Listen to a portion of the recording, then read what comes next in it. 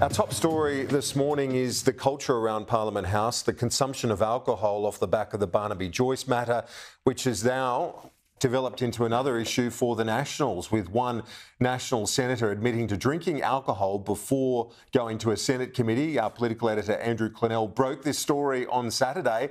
And Andrew, as I say, Senator Perin Davey admitted to you that yes, indeed, she was drinking before appearing at that Senate committee, of which we've got that footage. Indeed, that is the case, Kieran, and we can show you now Perin Davey's Facebook post from Friday with a glass of red wine. Happy Friday. This is 3 days after this incident at estimates. I have seen a dramatic change from when once the arts would come in and it would be this is what we're saying. You come prepared, you know exactly the questions I'm going to ask about the regions, and the regions are now a topic of conversation. Happy Friday and apparently happy Tuesday as well, Kieran. David Littleproud, the Nationals leader, was backing in his deputy leader today. What choice does he have? If he gets her off the front bench over this, he has to get rid of Barnaby Joyce as well, and he wasn't doing that last week. He was just putting him on leave. What a mess for the image of the Nationals, and what a mess for Peter Dutton as he seeks to get some political capital out of the asylum seekers boat and other issues around the government in the lead up to the Dunkley by-election. Well, David Littleproud and Barnaby Joyce were asked about this story that we broke on the weekend this morning. I think we just need to take a cold shower on this. Look, I've spoken to Perin a number of times over the weekend, and she obviously has been up front. She had a couple of drinks, as most of us do, to wind down. Two of the Parliament's biggest statesmen, in Mark Colton and Michael McCormack, who were there at that Whips drinks, categorically state that Perin was not drunk. And if you look at the full 12 minutes of questioning that Perin put in at that Senate estimates, she was fully coherent. I've given up two things for Lent. One is drinking, the other one's talking about other people in regards to that. I'll let other people deal with the issues that are personal to them. Well, there you go. Our host, Kieran Gilbert, has given up sweets for Lent, and Barnaby Joyce has given up alcohol for Lent. Some would say not before time after that incident on a Canberra street a couple of weeks back. Michelle Rowland's the Communications Minister. It was her committee, her legislation committee, that Perin Davey was appearing before. On Sunday Agenda yesterday, she said that she'd seen Perin Davey live on television in this state, but hadn't ratted on her, I guess is the implication of these comments, but that she herself had availed herself of recent counselling services provided to the Parliament to deal with the pressure of working with Parliament, and she encouraged others to do the same. We saw that on the night. We did not say anything about it. People choose to live their lives as they do. We are judged by a different set of standards, and I think that's the reality. One of the other aspects that has changed in light of Jenkins is the support that is provided to staff, but also to MPs.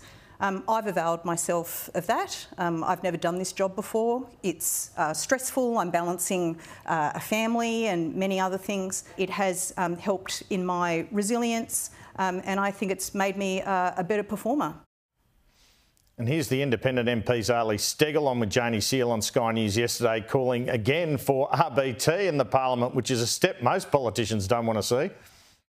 I think we really have to stop and consider, as members of Parliament, the incredibly privileged role we have, but also the example we need to set for our staff and advisors, but also for others. And unfortunately, the incident from last week and now this week shows that there is a bigger problem than what maybe is acknowledged. Zali Steggall will be joining me live in the next couple of minutes. First, though, big week on the defence front, Andrew. It is. The Surface Fleet Review will be out tomorrow, released by the Deputy Prime Minister and Defence Minister Richard Marles.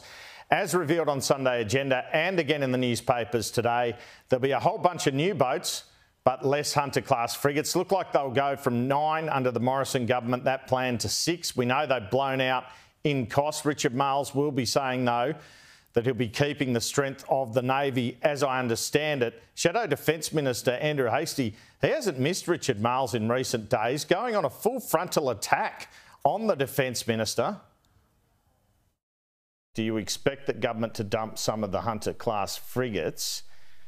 Are there any grounds to, and do you accept perhaps they'll be replaced with other frigates? What we know this government has caused is major uncertainty for defence industry and South Australia particularly. So what we're after is a decision that's based in a maritime strategy, which we're yet to see, that secures our defence force and builds a stronger Navy. So we'll have a look at the Surface Fleet Review when it's handed down. But certainly what we know from this government thus far is that there's no new money and they're making cuts. And so our concern is that we lose thousands of jobs, our industry shrinks, which you can't surge, you've got to build over time. And the previous coalition government built up defence industry. This government is creating uncertainty and it's withering on the vine. Weak is the theme of this government. They are weak on national security and they are weak on border security. If we go back to May 2022, we've had more than 303 illegal arrivals and 12 separate boats since that time. So I think what people smugglers are working out is that this government is a weak government on national security, it's weak on border security, and they're now testing the Prime Minister. We'll get that from Peter Dutton, Andrew Hasty. Last few days, the government's weak, the PM's weak, the Deputy PM's weak, the Home Affairs Minister's weak, the Immigration Minister's weak. They're all weak, weak, weak. Based on the fact that if politicians say things 1,000 times, you might hear it once. That's what this attack is about, but they're trying to frame the government as weak. They'll need a few more asylum boats than one to establish that particular narrative, Kieran. And as people in government and opposition have pointed out to me, recent polls show that the tax cuts change from the PM has arrested the slide in the polls for the government and they're ahead. But they've had no real gain from it.